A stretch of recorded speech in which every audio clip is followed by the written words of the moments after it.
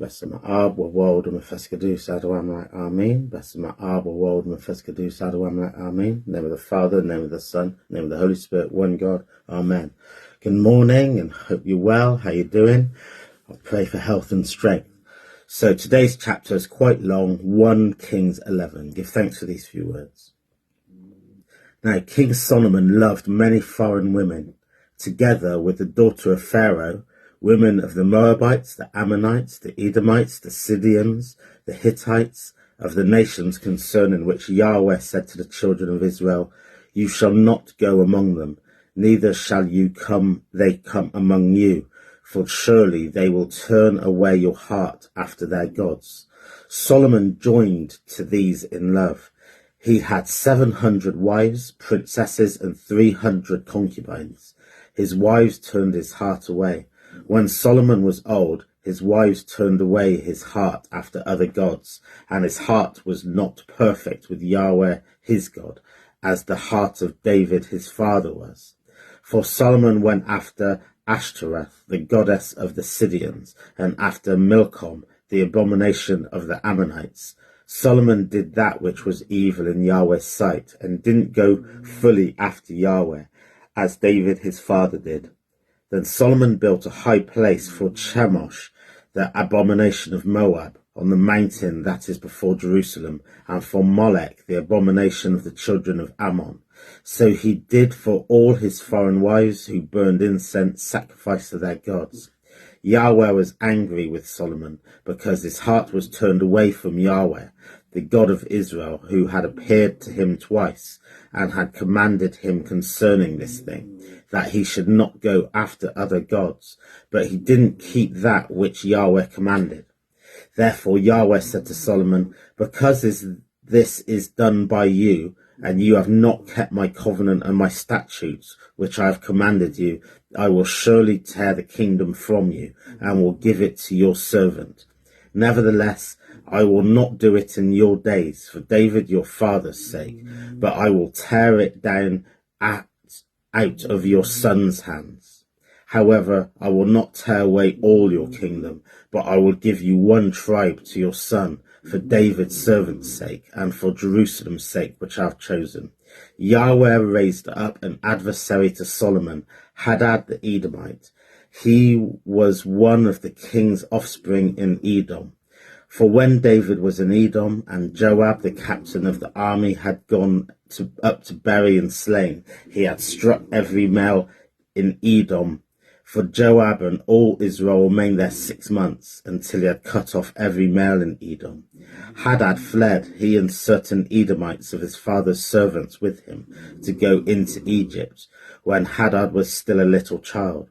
They arose out of Midian and came to Paran, and they took men with them out of Paran, and they came to Egypt, to Pharaoh the king of Egypt, and gave him a house, and appointed him food, and gave him land. Hadad found great favour in the sight of Pharaoh, so that he gave him as a wife the sister of his own wife, the sister of Taphanes the queen. The sister of Taphanes bore him Gunbath his son, whom Taphanes weaned in Pharaoh's house, and Gunbath was in Pharaoh's house among the sons of Pharaoh. When Hadad heard in Egypt that David slept with his fathers, and Joab the captain of the army was dead, Hadad said to Pharaoh, Let me depart, that I may go to my own country. Then Pharaoh said to him, But what have you lacked with me? And behold, you seek to go to your own country. He answered, Nothing. However, let me depart. God raised up an adversary to him, Rezon the son of Elidah, who had fled from his lord, Hadazzah the king of Zobath. He gathered the men together himself and became captain of a troop when David killed them of Zobah. They went to Damascus and lived there and reigned in Damascus. He was an adversary all the days of Solomon, in addition to the mischief of Hadad. He abhorred Israel and reigned over Syria. Jeroboam the son of Mabat the Ephraimite, and Zeradah the servant of Solomon, whose mother's name was Zara, a widow who lifted up his hand against the king. This was the reason why he lifted up his hand against the king. Solomon built Milo, and repaired the breach of his father David's city. The man Jeroboam was a mighty man of valor, and Solomon saw the young man that he was industrious, and he put him in charge of all the labor of the house of Joseph. At that time, when Jeroboam went up to Jerusalem, the prophet Ahijah the Shilonite found him on the way. Now Ahijah had clad himself with a new garment, and two of them were alone in the field. Ahijah took the new garment that was on him and tore it into 12 pieces. He said to Jeroboam, "Take 10 pieces, for Yahweh, the God of Israel, says, Behold, I will tear the kingdom out of the hand of Solomon, and I will give 10 tribes to you. But he shall have 1 tribe for my servant David's sake, and for Jerusalem's sake, the city which I have chosen out of all the tribes of Israel, because they have forsaken me, and have worshipped Ashtaroth, the goddess of the Sidonians, Chemosh, the god of Moab, Milcom, the god of the children of Ammon. They have not walked in my ways, to do that which is right in my eyes, and to keep my statutes and my ordinances, as David his father did. However, I will not take the whole kingdom out of his hand, but I will make him prince all the days of his life for David my servant's sake, whom I chose, who kept my commandments and my statutes. But I will take the kingdom out of his son's hand, I will give it to you, even 10 tribes. I will give 1 tribe to his son, that David my servant may have a lamp always before me in Jerusalem, the city which I have chosen for myself to put my name there. I will take you, and you shall reign according to all that your soul desires, and shall be king over Israel. It shall be, if you will listen to all that I command you, and will walk in my ways, and do that which is right in my eyes, to keep my statutes and my commandments, as David my servant did, that I will be with you, and will build you sure a house, and I will build for David, and will give Israel to you. I will afflict the offspring of David for this, but not forever. Therefore Solomon sought to kill Jeroboam, but Jeroboam arose and fled to Egypt, to Shishak, the king of Egypt, and was in Egypt until the death of Solomon. Now the rest of the acts of Solomon, and all that he did, and his wisdom, aren't they written in the book of the acts of Solomon? The time that Solomon reigned over Jerusalem, over all Israel, was 40 years. Solomon slept with his fathers and was buried in the father David's city, and Rehoboam his son reigned in his place. For these few words I give thanks, blessings and love. So this is a chapter full of drama and full of God's wrath at Solomon. We've seen here how Solomon had over 700 wives and 300 concubines, many of them foreign. And as God himself had already prophesied through Moses, that they turned their hearts away, or they turned Solomon's hearts away from God. We heard about this in Deuteronomy, and I've got it earmarked, Deuteronomy 8, verse 11. So this warns of Solomon's time, really. This becomes a prophecy. One is the abundance of wealth that Solomon has, and God warns of this in Solomon 8. Beware lest you forget Yahweh your God in not keeping his commandments, his ordinances and his statutes, lest when you have eaten and are full and have built fine houses and lived in them, when your herds and your flock multiply, and your silver and gold is multiplied, and all that you have multiplied, then your heart might be lifted up, and you forget Yahweh your God. So that's a very clear, you can read it in retrospect, but prophecy and of Solomon. And also it talks about how, in verse 19, that shall be that if you shall forget Yahweh your God and walk with other gods and serve them and worship them, I testify against you today that you shall surely perish. So God's promise or threat to David and Solomon, that I will be here as long as you stay righteous, as long as you keep my covenant and commandments, then I will be with you. God said that very clearly to Solomon. So regardless that Solomon built this incredible temple for God, it's all in vain. And God told him this, unless you stay true to the Almighty. And Solomon failed to do this, and through the influence of the many wives that he had, he started to worship the gods of the other people. And God is particularly angry because he showed himself to Solomon directly twice. He came to Solomon, and still after this, Solomon's turning his face away and thinking he's more powerful than the Almighty. So it's a very sad situation.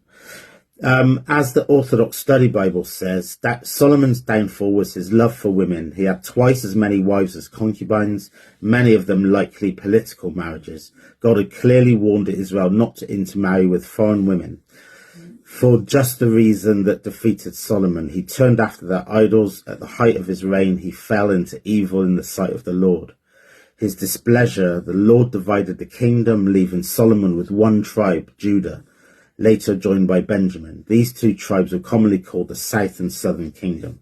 So that's very crucial, the fact that Solomon was left with Judah, because as we know, the Lion of Judah is where Jesus Christos, Jesus Christ, hailed from, and also His Imperial Majesty Emperor Haile Selassie is from the root of David, the Lion of Judah.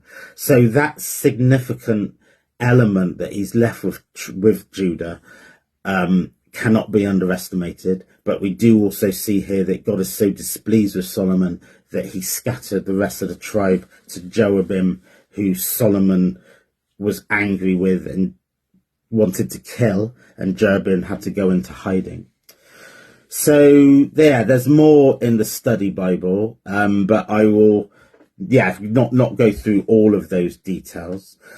So, I mean, there's some very stark warnings here, and I don't think I need to labour the point really. One is when we have life good, when we have the steady job, the steady relationship, kids are doing well, all the blessings that we think we can have in life, that's when we often feel that we don't need God. What do we need God for? I have everything. So we forget to pray, we forget to worship, we forget to give thanks, we forget to fast, because life is good. We're modern individuals with all the trappings, etc. So religion becomes something of the primitive, of the unsophisticated.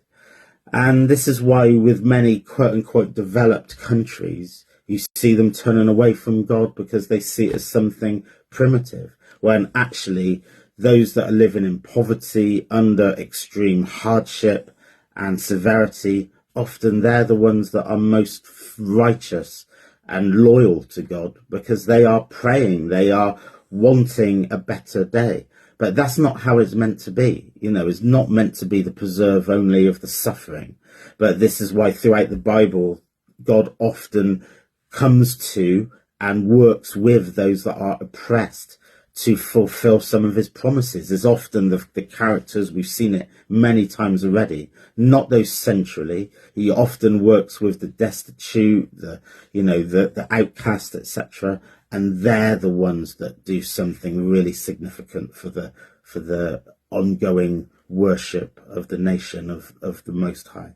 So we see that over and over again, how God works with the oppressed. And it's because they're often the most appreciative of the Almighty, rather than those that are living in prosperity, that are taking God's grace for granted, because they think that they got to that position all by themselves without having God in their corner supporting them every way, because God works in the invisible realm. So we can often get into that misplaced sense of ego that we've done all of this by ourselves, but nothing is but for the grace of God.